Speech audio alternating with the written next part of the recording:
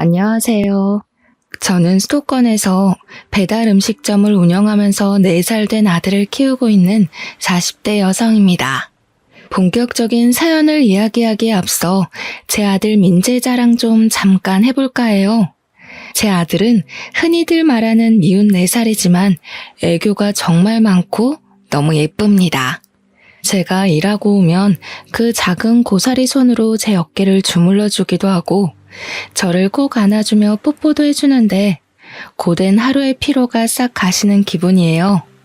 또래 4살은 때를 많이 부려서 엄마들이 아이를 보고 있으면 기가 빨린다고 하던데 민지는 아직은 한 번도 그런 적이 없었고 어쩔 땐 4살답지 않게 어른스러워 보일 때도 있습니다. 다른 엄마들은 그런 민재를 보며 부럽다고들 하지만 저는 그런 민재를 보면 한편으로는 마음이 짠해요. 사실 민재와 저는 그동안 힘든 일들을 많이 겪었거든요. 가끔은 다른 어린아이들은 굳이 겪지 않을 힘든 일을 겪으면서 민재가 다른 친구들에 비해 조금 더 일찍 성장해버린 것이 아닐까 하는 안타까운 마음이 들기도 합니다. 저와 민재가 어떤 일을 겪었는지 궁금하시죠? 지금부터 저희 모자의 이야기 들려드릴게요. 글솜씨가 좋지 않아 재미가 없을 수도 있겠지만 너그러운 마음으로 저희 이야기를 들어주시면 감사하겠습니다. 우선 저는 흔히 말하는 짠돌이인 남편과 결혼을 했어요. 생각해보면 제 남편은 연애 때도 돈을 거의 쓰지 않았습니다. 우리의 데이트 코스는 항상 국밥집에다 공원이었고 기념일이라고 해서 특별히 레스토랑을 가거나 선물을 주고받거나 하지 않았어요. 그래도 큰 불만은 없었던 것이 사실 우리 집도 잘 사는 형편은 아니었고 그 당시에는 남편에게 푹 빠져서 같이 보내는 시간 자체가 참 좋았습니다. 그러다가 우리는 결혼을 생각하게 되었고 신혼집은 제가 살던 집으로 정했는데 그 집은 저 혼자 20살 때부터 자취하며 돈을 모아 마련한 제 명의의 집이었어요. 비록 변두리이고 구축의 투룸이기는 하지만 남편과 제 회사가 가까웠고 근처에 대형마트나 편의점 등의 각종 편의시설이 많아서 둘이 살기에는 만족스러웠습니다. 또한 집을 구한다고 대출을 추가로 받지 않아도 되니 살림에도 큰 보탬이 되었죠.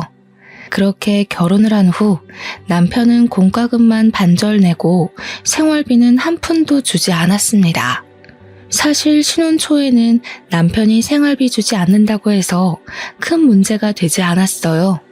그 당시 저는 대출이 하나도 없었고 저도 회사에 다니며 돈을 벌고 있었으니까요. 하지만 남편은 아직 학자금 대출도 남아 있었고 영업사원이라 겉으로 보이는 것이 중요하다며 대출에 할부를 받아 외제차에 명품 시계를 차고 다녔습니다. 그래서 남편은 돈 나갈 일이 많았고 저는 돈 나갈 일이 거의 없었기에 부부라면 이 정도는 당연히 감수해야 한다고 생각했어요. 우리는 결혼 후 친정은 지방에 계시니 거의 가지 못했고 시댁에는 자주 갔습니다. 저의 시어머니는 정말 아들 사랑이 유별났어요. 밥을 먹을 때도 항상 남편 앞에만 고기 반찬이 가득했고 제 앞에는 김치만 있었죠. 제가 고기라도 먹으려고 하면 꼭 고기 반찬을 남편 앞으로 끌어다 놓았습니다. 먹을 것으로 사람을 차별하는 것도 참 서러운데 더 서러운 것은 시어머니의 말이었어요. 하루는 밥을 먹는데 자기 아들이 먹어야 할 고기를 제가 자꾸 먹자 뭔가 얄미우셨는지 제게 이런 말을 하시더라고요. 우리 아들 고기 좀 먹이게 줘봐. 아휴, 하긴 종구석에 고기가 있기나 했겠니? 너도 참 우리 아들 만나서 횡재했지 뭐. 종구석에 살다 온 네가 수도권에서 이런 대졸자 남편 만난 게 얼마나 행운이야, 안 그래? 재준이도 고기 좋아하지만 저도 고기 좋아하고요. 저 어릴 때 시골에서도 고기 많이 먹었으니 저희 친정 무시하지 마세요. 그리고 어머니, 수도권에서 살아온 대졸자인 재준이나 시골에서 태어나 고졸자인 저나 월급 차이는 그다지 차이 없어요. 게다가 지금 저희 사는 집도 은행 대출 하나 없이 제 명의로 된 제 집인 거 아시죠? 부부가 네 집 내 집이 어딨어? 그냥 부부가 같이 사는 집이지. 그리고 너는 남편에게 재준이가 뭐냐, 재준이가. 깍듯이 서방님이라고 불러. 목대 먹은 것. 시어머니 말에 한마디도 지지를 하나, 지지를. 너는 옛날에 우리 시할머니랑 있었으면 이미 한 대 맞았다, 이년아. 시어머니는 동갑인 남편에게 꼭 서방님이라고 부르라고 하질 않나. 말끝마다 수도권 출신에 대학교도 졸업한 남편을 얻은 것을 감사히 생각하라는 식의 말씀을 하셨어요.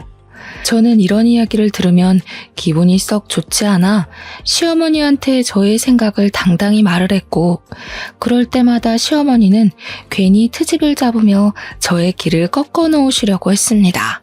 하지만 그래도 이 당시에는 시어머니가 엄청 싫지는 않았어요. 왜냐면 저의 시댁은 명절이라고 특별히 음식 장만을 하거나 제사를 지내는 것도 아니었고, 만나도 거의 외식을 하니 다른 집처럼 며느리가 설거지를 다 해야 하는 경우는 없었거든요. 사실 이 당시 회사 동료의 시어머니들은 며느리가 들어왔으니 없던 제사도 만들고, 원래는 먹지도 않던 명절 음식도 만들고, 생전하지 않던 김장도 했었기에 오히려 그런 시어머니들에 비하면 점잖아 보였고 나쁘지는 않아 보였습니다. 그러다가 시어머니에게 처음으로 정이 뚝 떨어진 사건이 있었어요. 사랑으로 남편의 짠돌이 성향이 충분히 극복이 가능했던 신혼생활 중 제가 임신을 했어요. 입덧과 허리 통증으로 힘들었지만 회사에 계속 다녔고, 시간이 흘러 어느덧 임신 8개월이 되었습니다. 슬슬 출산 준비를 해야 하는데 의사 선생님은 아기를 보시더니 뱃속의 아기가 이미 너무 크다며 유도 분만을 권하셨어요. 그래서 남편과 제 회사 상황에 맞춰 적당한 날짜를 잡고 시어머니에게 유도 분만할 것이라고 말을 했습니다. 아기가 뱃속에 있는데 약을 넣어서 출산하는 게 어딨어? 그게 말이 되니? 혹시 우리 집 장손이 잘못되면 어떡해? 나는 우리 재준이 낳을 때 그냥 힘주니까 쏙 나오더라. 너도 그러면 되지 무슨 약까지 넣어서 애를 낳으니? 안 된다. 절대 안 돼. 저도 유도분만으로 낳으면 더 많이 아프고 힘들다고 해서 하기는 싫은데 그래도 상황이 어쩔 수 없잖아요. 뱃속의 아기가 이미 너무 많이 커서 자연분만으로 하다가는 아기도 저도 위험해진다고 하는데 어떻게 무작정 자연분만을 고집해요. 그거 다 병원에서 돈 받아 먹으려고 하는 수작이야, 수작. 그 수작에 넘어가기는 안 되겠다. 내가 직접 가서 의사한테 말을 해봐야겠어. 네가 어리바리하고 어른 없이 혼자 다니니까 의사가 너한테 장사하는 거야. 시어머니는 제 다음 검진일에 산부인과까지 따라와서 의사 선생님께 자연분만을 해야 한다고 말을 했습니다. 의사 선생님은 처음엔 아이가 커서 위험하다고 좋게 말했지만 그래도 시어머니가 끝까지 자연분만을 해야 한다고 고집하자 그러다가 아기도 죽고 산모도 죽을 수도 있다고 하며 다들 죽는 꼴 보고 싶으면 그렇게 하시라고 단호하게 말씀했어요. 그날 집에 오면서 시어머니는 저에게 도대체 몸 관리를 어떻게 했길래 아기가 그 모양까지 컸냐고 하며 저를 구박했습니다. 물론 틈틈이 운동을 못한 제 잘못도 있긴 하지만 솔직히 오전 9시부터 오후 6시까지 사무실에서 일하고 나면 저도 피곤하고 집안일도 태산인데 언제 운동을 할 수가 있나요? 집안일 한 번 도와주지도 않았으면서 꼭 제가 몸 관리 잘못해서 그런 것처럼 타박하시니 참 속상했습니다. 어찌됐든 시간이 흘러 드디어 분만하는 날짜가 왔어요. 친정 부모님은 아침 일찍부터 오시려고 했으나 갑자기 일이 생겨서 밤에나 오실 수 있다고 했고 시어머니와 남편이 보호자로 병원에 왔습니다. 본격적인 진통이 시작되면서 태어나서 처음 느껴보는 엄청난 고통이 쓰나미처럼 밀려오는데 정말 이러다가 죽을 것 같았어요. 대충 이미 출산한 언니들로부터 진통에 관한 이야기는 들었지만 이런 엄청난 진통이 오리라고는 상상조차 못했습니다. 진통이 없을 때는 거의 기절해 있다가 진통이 올 때는 짐승처럼 울부짖었던 것 같아요. 그런데 더 큰 문제는 아기가 도통 내려오지 않았습니다. 게다가 저는 오랜 시간 진통을 겪어내느라 힘이 빠져 있었고 뱃속의 아기는 심박수가 매우 불안정한 상태였어요. 의사 선생님은 이대로 가다가는 위험할 것 같으니 수술을 해야 할 것 같다고 하며 시어머니와 남편에게 말했습니다. 수술은 무슨 수술이에요? 보호자인 내가 허락 못해요. 보호자가 허락 안 하면 어쩔 건데요? 현재 우리나라 법상 산모님만 동의하시면 의사의 판단하에 언제든 제왕절개 가능합니다. 지금 산모분 호흡도 불규칙적이고 아이가 위험해요. 이러다가 아기도 산모도 위험해집니다. 그러니 지금 바로 수술 진행하겠습니다. 아니, 그래도 안 된다니까요. 애를 억지로 약 넣어서 출산하는 것도 기가 막힐 노릇인데 수술까지 해서 애를 낳아요? 나 때는 그냥 힘만 줘도 잘 나왔는데 얘가 멍청해서 그런지 왜 이리 못해? 야, 주희야, 그렇게 힘드니? 힘 좀 팍 줘보라고. 수술이 말이 되니 지금? 시어머니는 옆에서 저에게 힘을 줘보라고 난리였지만 이미 기진맥진이 돼버린 저는 시어머니의 말이 하나도 귀에 들리지 않았고 정신마저 아득해졌습니다. 결국 시어머니의 만류에도 불구하고 응급으로 수술을 진행할 수밖에 없었어요. 다행히 아기는 아주 크고 건강히 잘 태어났지만 저는 지칠 대로 지쳐 있었습니다. 손가락 하나 까딱할 기력도 없이 멍하게 회복실에 누워있는데 친정 부모님이 오셔서 정말 수고했다고 하셨어요. 수술로 출산했으면서 수고는 무슨. 우리 집 장손을 수술로 낳아서 장손이 멍청해지진 않았나 몰라. 사돈, 말씀이 너무하신 거 아니에요? 수술이라도 건강히 나오면 됐지 무슨 멍청해지니 많이 하세요. 사돈이야말로 세상 물정 모르는 소리 하시네요. 자고로 아기는 자연분만을 해야 건강하고 똑똑하게 자란다고요. 이제 한번 보세요. 수술로 태어났으니 분명 멍청하고 비실비실할 겁니다. 우리 집 장손을 그따위로 낳아서 큰일 났어요. 시어머니의 황당한 발언에 어이가 없었지만 병원이기도 하고 옆에 다른 산모들도 있어서 그냥 말을 말았습니다. 그날 밤 남편은 병원에 저와 같이 있으려고 했으나 시어머니가 우리 아들 힘들어서 안 된다고 하며 남편을 시댁으로 데리고 갔어요. 아빠는 우리 집으로 가시고 병실에는 엄마와 저 둘이서만 있었는데 엄마가 제 산후조리를 해주고 싶다고 하셨습니다. 사실 산후조리원에 가려고 했으나 생각보다 금액이 너무 비쌌고 평소에 몸이 건강했었기에 산후조리는 안 해도 금방 회복이 될 것으로 생각해서 산후조리원을 예약하지 않았거든요. 엄마는 산후조리를 제대로 하지 않으면 평생 후회할 것이라고 하며 직접 해주시겠다고 했어요. 저는 굳이 힘들게 그러실 필요 없다고 했지만 2주일 정도는 시간적 여유가 있다며 걱정하지 말라고 하셨습니다. 그렇게 엄마는 저와 함께 병원 생활을 하시고 퇴원 후 우리 집에 가셨어요. 시어머니는 당연히 시골집으로 가실 것으로 생각했던 엄마가 우리 집으로 가셔서 산후조리까지 해준다고 하자 당황하셨습니다. 지금 주의 산후조리를 해주신다고요? 그럼 우리 아들이랑 같이 이 집에 있어야 한다는 거예요? 이 좁아 터진 집에? 당연히 친정엄마인 제가 산후조리를 해줘야지 누가 해준답니까? 그리고 김서방도 같이 있으면서 자네 아들 민재 어떻게 목욕시키고 하는 건지 좀 배우게. 우리 아들이 그런 것을 어떻게 해요? 그리고 이 집에 장모랑 같이 있으면 얼마나 우리 아들이 불편하겠어요? 어디 잠이나 한번 편하게 잘 수 있겠어요? 게다가 우리 아들은 매운 음식 좋아하는데 산모 있으면 그런 음식도 못 먹잖아요. 그럼 곤란한데? 민재가 주임만의 아들도 아니고 둘이 같이 낳았는데 당연히 둘이 같이 키워야죠. 같이 아기 보고 해야지 어떻게 주희 혼자 저 몸으로 아기를 봐요. 저 젊을 때는 재준이 낳고 판이라고 그랬어요. 자연분만도 아니고 수술로 낳았는데 뭐가 힘들다고. 아무래도 안 되겠어요. 그냥 우리 재준이는 제가 데리고 갈게요. 사돈 2주일 동안 계신다고 했죠? 그럼 그 시간 동안 제가 재준이 데리고 재준이 먹이고 할 테니까 2주일 동안 모녀간에 좋은 시간 보내세요. 시어머니는 기어이 남편을 데리고 시댁으로 가버렸습니다. 엄마는 한숨을 쉬며 저를 안쓰러운 눈빛으로 바라보셨고 저는 괜찮다고 억지로 웃음을 보였지만 엄마는 그래도 걱정이 한가득하였어요. 그렇게 2주일 후 엄마는 집으로 가시고 남편과 시어머니가 왔습니다.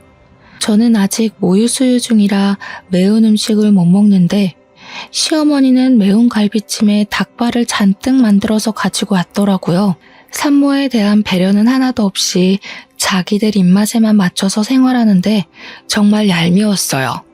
그 뒤로도 남편은 회사 다녀와서 단 한 번도 민재의 목욕은 물론 집안일조차 하지 않았습니다. 오히려 집에 오면 회사 일 때문에 스트레스 받는다고 바로 컴퓨터 앞에 앉아 게임만 했어요. 저는 그런 남편에게 정확히 일을 지시하며 시키려고 했지만 남편은 항상 피곤하다며 짜증을 냈습니다. 그렇게 2달이 지났고 어느덧 저의 출산 휴가도 끝나갔어요. 저는 시어머니에게 민재를 부탁해볼까 했으나 시어머니는 제가 말을 꺼내기도 전에 허리 아프니 절대 아기를 맡길 생각은 하지도 말라고 했습니다. 베이비시터도 마음에 드는 사람이 없었고 결국 아직 100일도 안 된 민재를 어쩔 수 없이 어린이집에 보냈어요. 어린이집 적응 기간이 끝나고 저는 회사에 복귀했는데 민재가 자꾸 아팠습니다. 한 번은 폐렴까지 와서 입원해야 했고 결국 저는 이러한 상황들 때문에 어쩔 수 없이 회사를 관두게 되었어요. 회사를 관두고 집에 있는데 시어머니한테 전화가 왔습니다.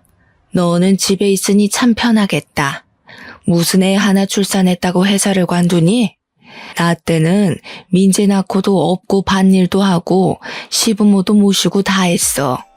하여튼 요새 젊은 사람들은 편한 것만 알지 고생하려는 마음은 눈꼽만큼도 없다니까.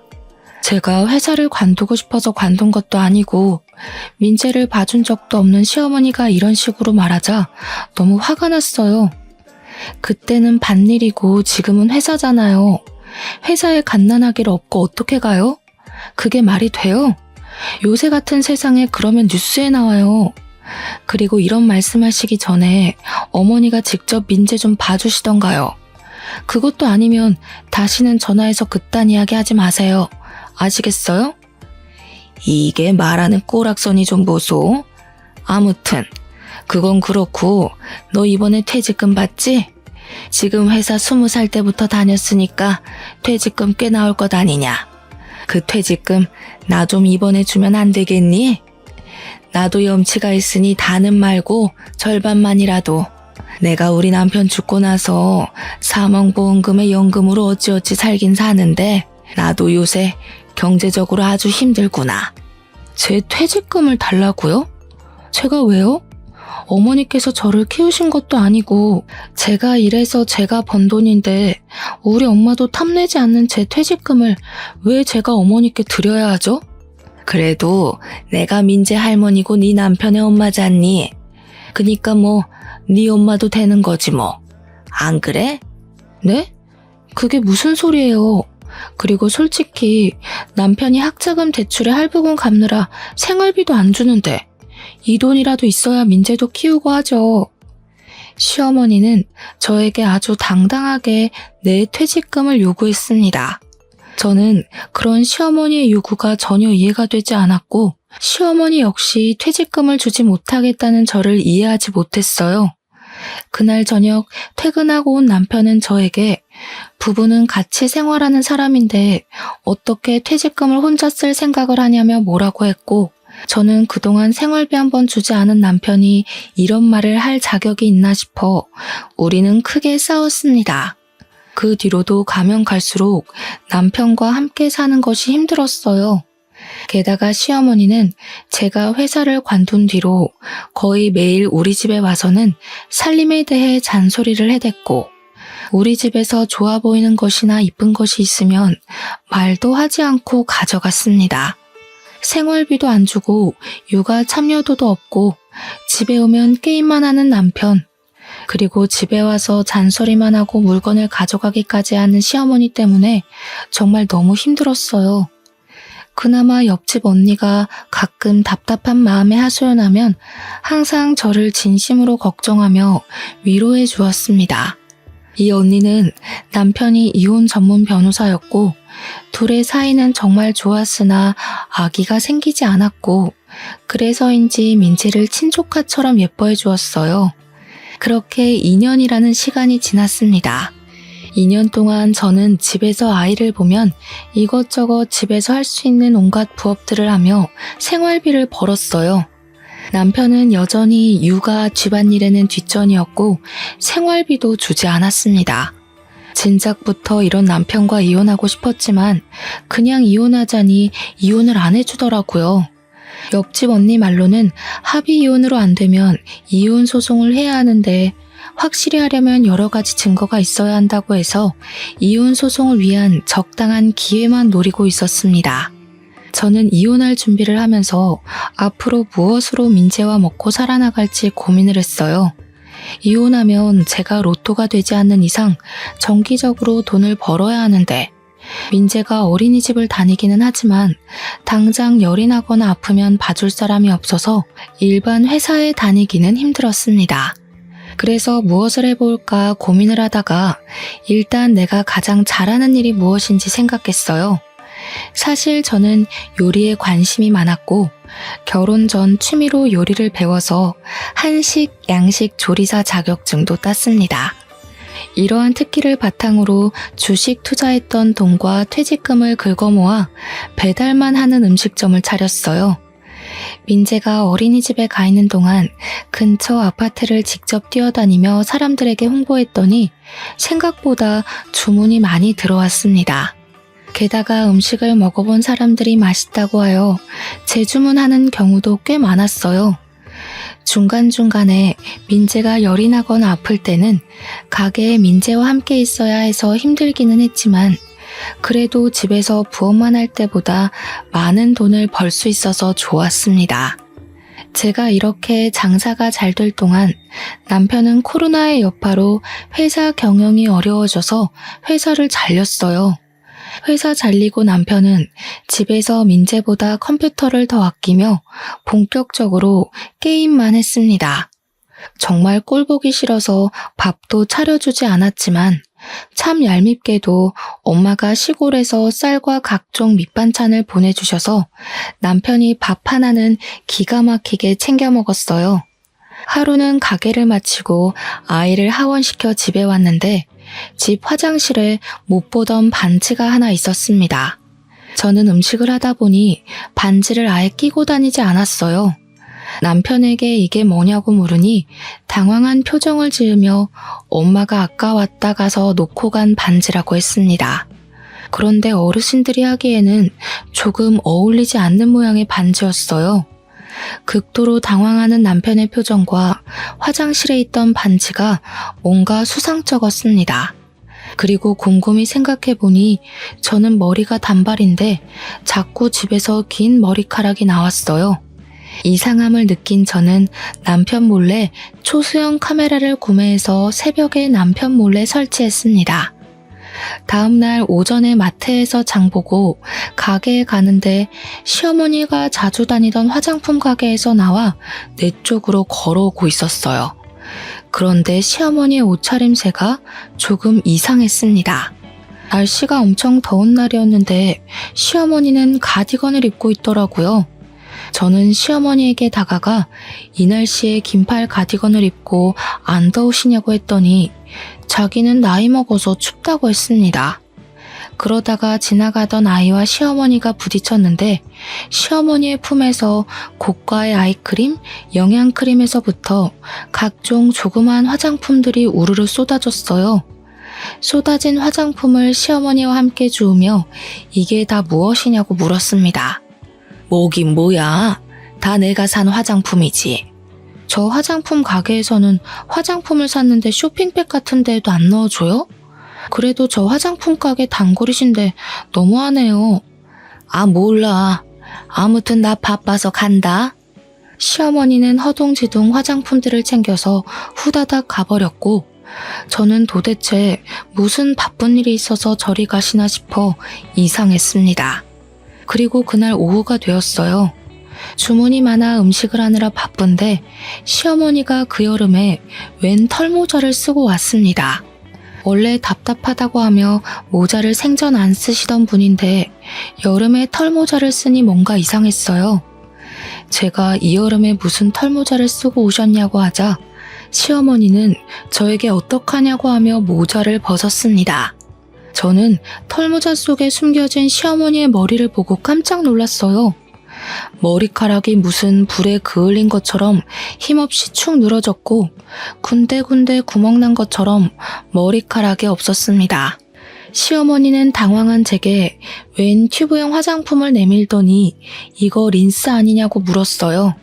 그 화장품 용기에는 영어로 제모크림이라고 적혀 있었는데 중간에 헤어라는 단어도 적혀 있었습니다. 시어머니는 이 헤어라는 단어만 보고 당연히 린스인 줄 알고 머리 감을 때 사용을 해서 이렇게 되었다고 했어요.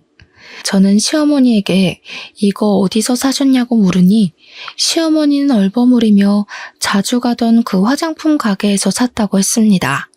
그럼 화장품 가게에서 린스를 산다고 했는데 이 제모크림을 주셨다고요? 이거는 그 화장품 가게에 완전히 잘못한 거죠. 바로 화장품 가게에 가서 어떻게 된 거냐고 따져야겠어요. 얘야, 그럴 필요 없다. 자주 가는 단골 화장품 가게인데 뭐하러 따지니? 앞으로도 종종 만나야 할 텐데. 그냥 내 머리는 어쩔 수 없고 이참에 미용실에 가서 머리 좀 손질하고 영양크림인가 뭔가도 넣고 하게 돈 좀 줘보렴. 네? 왜 그 돈을 저한테 청구하세요? 당연히 화장품 가게에다 청구하셔야죠. 지금 화장품 가게에서 잘못 줘서 제모크림으로 머리를 감아서 이렇게 된 건데 당연히 화장품 가게에서 책임져야 하는 거 아닌가요? 안 되겠어요. 제가 직접 가서 따져야겠어요. 그 사거리 약국 옆에 화장품 가게 맞죠? 저는 화장품 가게에 가서 따지려고 했지만 시어머니가 저를 말렸습니다. 원래 시어머니 성격상 이런 일 당하면 끝까지 따질 사람인데 그냥 있는다니까 이게 무슨 일인가 싶었어요. 저는 화장품 가게에 가려고 했으나 시어머니가 끝까지 말리기도 했고 배달 주문도 들어와서 그냥 가만히 있었습니다. 시어머니가 가시고 혼자 일을 하는데 그날따라 주문이 많아서 식재료가 부족했어요. 그래서 마트에 장 보러 갔다가 시어머니의 단골 화장품 가게를 잠깐 들렸습니다. 마침 집에서 쓰던 샴푸도 떨어지고 도대체 어쩌다가 제모크림을 린스로 착각하고 건넸는지 궁금했거든요. 들어가 보니 젊은 여직원 뒤로 시어머니가 썼던 튜브형 제모크림이 있었습니다. 저는 여직원에게 혹시 저 제모크림도 파는 거냐고 했더니 이 제품은 인기가 없기도 하고 유통기한이 지나서 팔지 않는 것이라고 했어요. 시어머니는 분명 여기서 저 제모크림을 샀다고 했는데 점원은 제모크림은 파는 것이 아니라고 하는 것이 이상했습니다. 저는 여직원에게 시어머니의 이름을 말하며 혹시 아느냐고 물었어요. 여직원은 시어머니를 잘 안다면서 원래 이 화장품 가게는 여직원의 어머니가 운영했었고 여직원의 어머니와 시어머니는 고등학교 동창이었다고 합니다.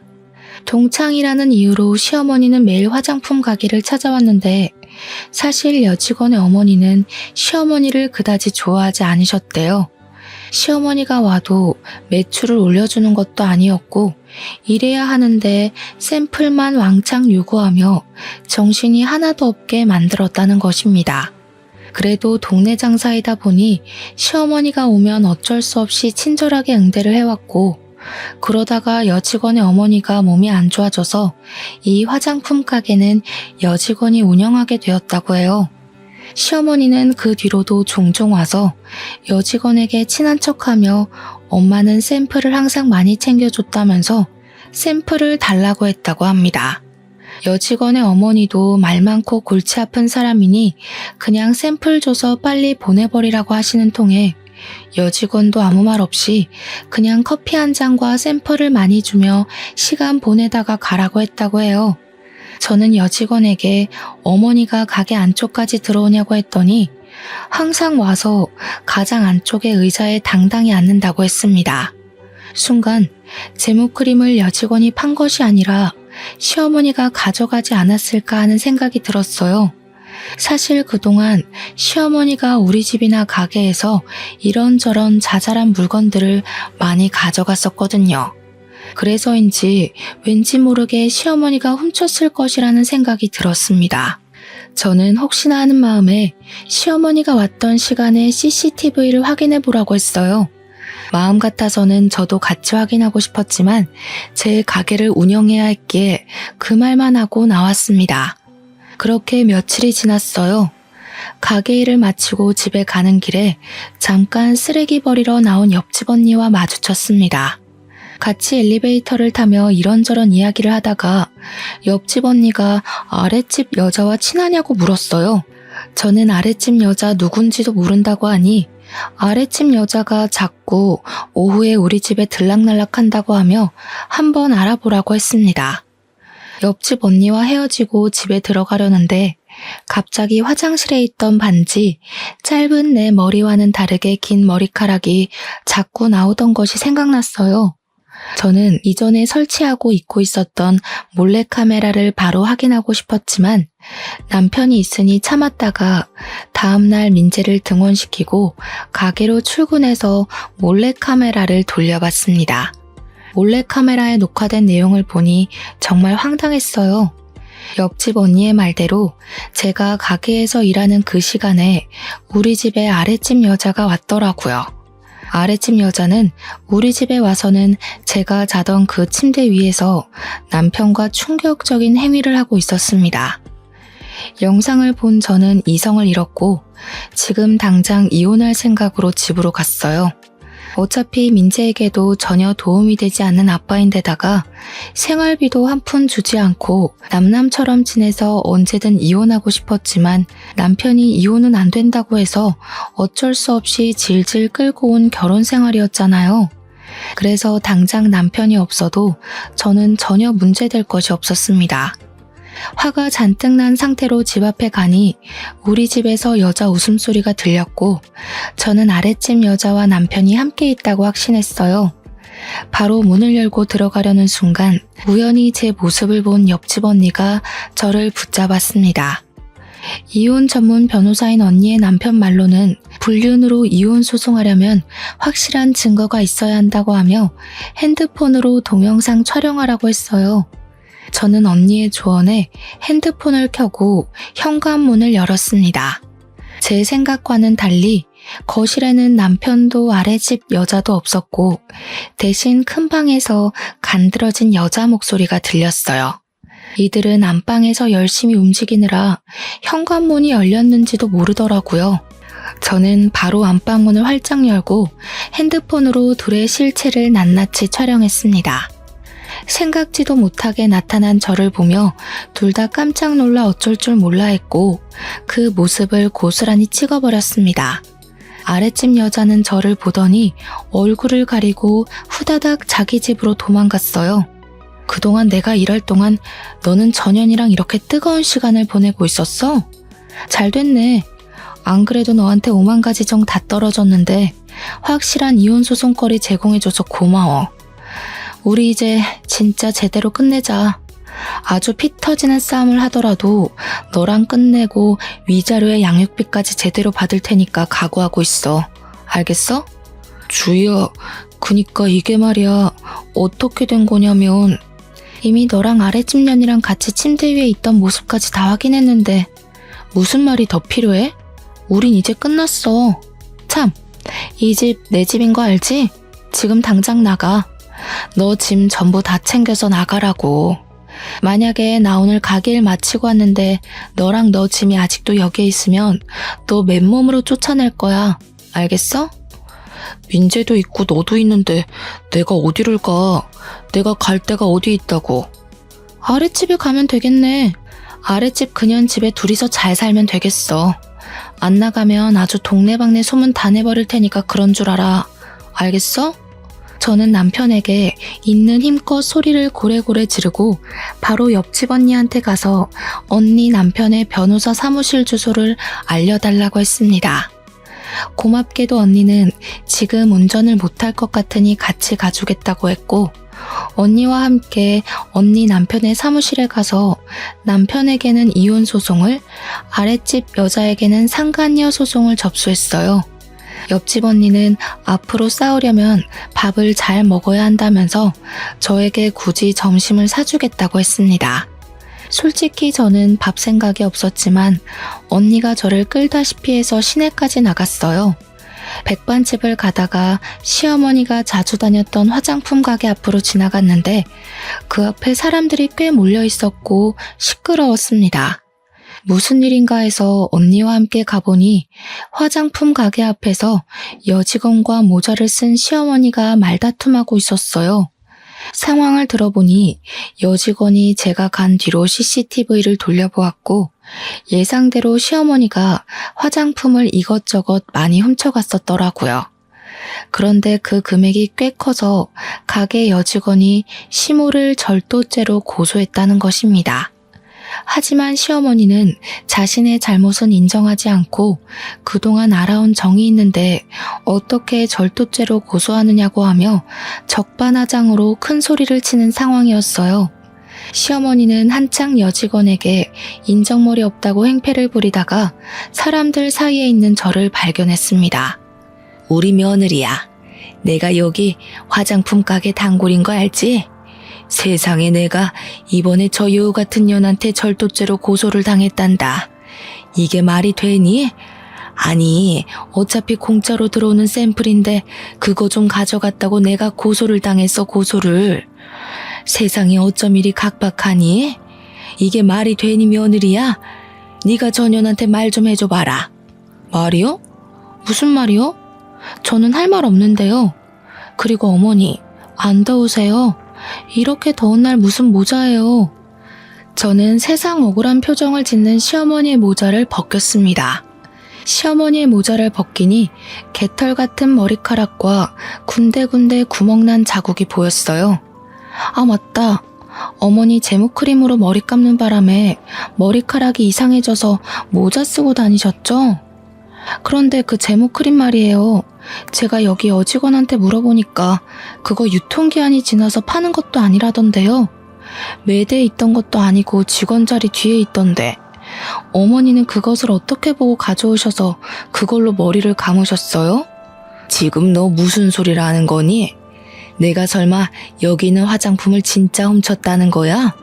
그러지 않고서야 팔지도 않는 그 제모크림을 어떻게 어머니가 가져오셨겠어요? 안 그래요?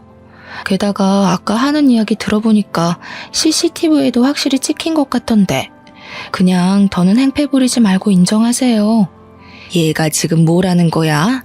얘, 너 똑바로 말 안 할래? 젊은 년이 더위를 먹었나? 제정신이야? 저 어느 때보다 제정신이에요, 어머니. 옛말에 공짜 너무 좋아하면 대머리 된다는 말 있죠? 지금 이 상황과 어머니 머리 상태 보니까 그 말이 딱 떠오르네요. 평소에도 맨날 우리 집과 가게에 있는 것들 하나하나 훔쳐가시더니 이제는 남의 가게 제품까지 훔쳐가시면 어쩌자는 거예요. 그리고 할 말이 하나 더 있는데요. 저 이제 이혼해요. 저 이제 아줌마의 며느리 아니라고요. 이혼? 무슨 이혼? 우리 재준이가 너랑 이혼해 준대? 네, 이젠 무조건 해야 하거든요. 세상에 되게 잘나신 그 아드님이 아랫집 여자랑 아주 뜨거운 사이더라고요. 하마터면 제 집이 그 둘의 뜨거운 사랑에 불타 없어질 뻔했잖아요. 그래서 착한 제가 그 둘이 알아서 잘 먹고 잘 살라고 저는 빠지려고요. 아줌마. 뭐? 아줌마? 우리 아들이 그렇게 불륜을 저질렀다는 증거라도 있어? 있냐고. 당연히 있죠. 제가 설마 증거도 없이 이러고 있을까 봐요. 엄마는 절도죄, 아들은 이혼 소송, 아들 불륜녀는 상간녀 소송. 참 볼만하겠네요. 아무튼 아줌마의 머리가 빨리 원상복귀되기를 바라며 그럼 법원에서 봬요. 저의 폭탄 발언에 주변에 있던 사람들은 다들 시어머니에게 손가락질했고 잠시 후 화장품 가게 여직원의 신고로 경찰들이 와서 업무 방해죄로 시어머니를 데리고 갔습니다. 그날 저녁 어린이집에서 하원한 민재는 옆집 언니에게 부탁하고 저만 집으로 들어갔어요. 제가 그렇게 엄포를 놓았지만 집에는 남편이 아직도 있었습니다. 너 어떻게 우리 엄마가 경찰서에 끌려갔는데 그렇게 모른 척할 수가 있어? 아줌마라고도 하면서 내 이야기도 했다면서? 이제 우리 이혼할 건데 너희 엄마가 경찰서에 끌려가든 감옥에 가든 그게 뭔 상관이야. 그리고 너 내가 나가라고 했지. 안 나가? 나 너랑 절대 이혼 못해. 안 해. 절대 이 집에서 한 걸음도 못 나가. 남편은 저에게 절대 나가지 않겠다고 강력히 주장했습니다. 저는 그런 남편이 그동안 애지중지했던 컴퓨터 모니터를 그대로 뽑아와서 바닥에다가 내던졌어요. 야, 너 어떻게 이 모니터를 이렇게 박살낼 수가 있어? 이게 얼마짜린데? 그래봤자 그냥 컴퓨터가 컴퓨터지. 너같이 게임에만 정신 팔린 인간을 더는 내 아들의 아빠로 두고 볼 순 없어. 당장 나가. 안 나가면 나 본체도 던져버릴 거야. 본체는 그냥 아파트 베란다에서 던져버려야겠다. 저는 정말 본체를 던져버릴 기세로 베란다 문을 열었습니다. 남편은 저의 모습에 벌벌 떨며 컴퓨터가 있는 방문을 닫고 잽싸게 저를 막아서더라고요. 그러면서 지금 당장 나가겠다고 하며 본체를 챙겼습니다. 남편의 그런 모습을 보니 어이가 없기도 하고 기가 막히더라고요. 게임에 정신 팔린 놈. 너는 사람보다 본체가 더 소중하냐? 너 같은 놈이 어떻게 우리 민재 아빠가 되었는지. 그거 들고 당장 꺼져. 너 짐들이랑 이혼 서류는 너네 엄마 집에 다 보내줄 테니까 이혼 서류 작성해서 법원 앞에서 보자. 다시는 내 앞에 나타나지 마. 한 번만 더 나타나면 나 너 머리털 한 올 한 올 다 뽑아버릴 거야. 알겠어? 그리고 우리 민재 앞에도 얼쩡대지 마. 민재 앞에 나타나는 순간 나 너 얼굴 프린트해서 이 아파트 단지 내에 다 붙여놓을 거야. 남편은 나의 엄포에 기다시피 해서 나갔고 저는 바로 남편의 모든 짐을 박스에 대충 구겨 넣어 시댁으로 보내버렸습니다. 그리고 저는 밤새 남편의 모든 흔적을 다 치워버렸어요. 그 뒤로 저는 옆집 언니 부부의 도움을 받아 무사히 이혼소송, 상간녀 소송을 진행할 수 있었습니다. 시간이 흐른 지금 시어머니는 기나긴 재판 끝에 징역 6개월형이 선고되었어요. 남편은 이혼소송 끝에 위자료와 양육비를 지급하라는 판결을 받았고 당연히 제 집에서 쫓겨났습니다. 시댁에 들어가서 살려고 했으나 시어머니도 재판을 받으면서 경제적으로 많이 어려워져 집을 팔아버렸더라고요. 그래서 남편은 자신이 끌고 다니던 자동차와 시계, 컴퓨터까지 다 팔고 고시원에 들어가서 어찌어찌 살고 있습니다. 그리고 남편과 불륜을 저질렀던 아랫집 여자는 당연히 자신의 남편에게 이혼당하고 이 동네의 얼굴뿐 아니라 살던 호수의 직장까지 소문이 쫙 퍼져서 밤에 도망치듯 어디론가 떠나버렸다고 해요. 그리고 저는 여전히 장사가 잘 되고 시에서 식품위생업소로 선정되어 아주 바쁘게 생활하고 있습니다. 가끔 정말 바쁜 날에는 옆집 언니네 부부가 우리 민재를 돌봐주기도 하고 있어요. 민재 역시 어린이집에서 친구들과 아주 원만하게 지내며 아빠 없는 생활에 적응하고 있습니다. 가끔 아빠와 함께 다니는 친구들을 보며 부러운 듯한 표정으로 빤히 쳐다봐서 안쓰럽기도 하고 또래 아이들은 겪지 않을 일들을 겪으면서 너무 빨리 성숙해져 버린 것 같아 안타깝기도 해요. 지금까지는 민재가 힘들게 살았을지 몰라도 앞으로는 민재가 활짝 웃으며 여느 아이들처럼 해맑게 자랐으면 좋겠습니다. 햇살 좋고 날도 좋은 가정의 달 5월이 되었어요. 남들은 어린이날이다, 어버이날이다 해서 다들 연휴에 놀러 가고 가족끼리 추억을 쌓을 계획에 들떠 있지만 저는 오늘도 민재와 저의 행복한 미래를 위해 열심히 일하고 있습니다. 남들처럼 재밌는 추억을 쌓지 못하고 저녁만 되면 너무 피곤하고 지치기는 하지만 저의 삶에 후회는 없어요. 앞으로도 저는 지금처럼 민재의 엄마로서 있는 힘껏 최선을 다해 살아나가겠습니다.